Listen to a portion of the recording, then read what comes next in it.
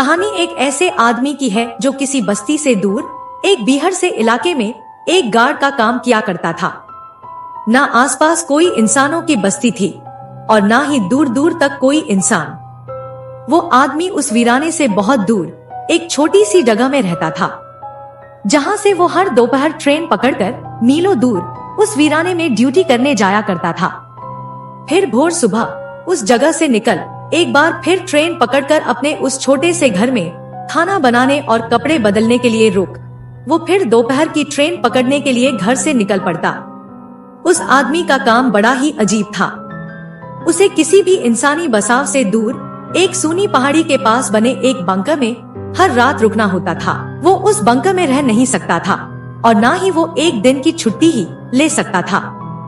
उसे रहने के लिए घर और आने जाने के लिए ट्रेन का पास सब कंपनी वालों ने ही दिलाया था। वो आदमी अपने गांव में एक गरीब बेरोजगार था। जब एक दिन उससे कुछ लोग मिलने आए, उन्होंने उसकी पढ़ाई, नौकरी, घर की आमदनी वगैरह के बारे में पूछा और फिर वो उसे एक कार्ड देकर वापस चले गए, पर पीछे कह गए कि अगर एक ऐसी नौकरी चाहिए जिसमें तुम्हारे घर वालों को कभी पैसे की दिक्कत ना हो तो कार्ड पर दिए गए पते पर चले आना। ये 20 साल पुरानी बात थी।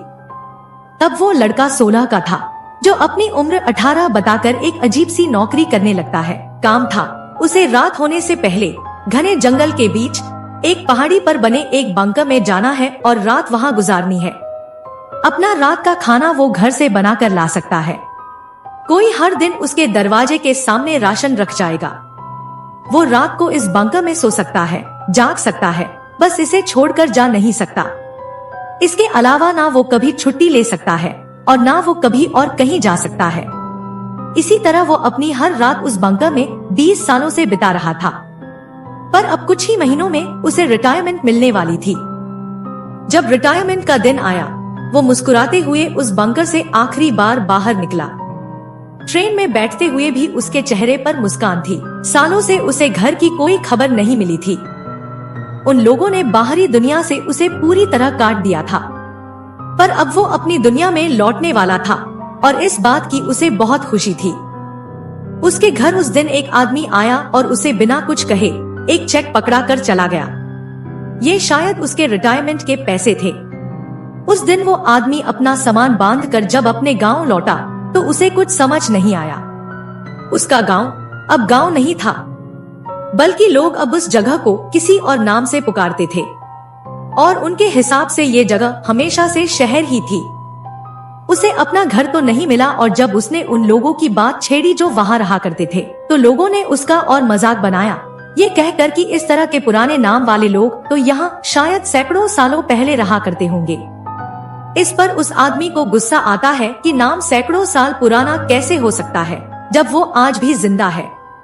पर लोग उस पर हंसते हैं कि ऐसा पुराना नाम अब कोई नहीं रखता।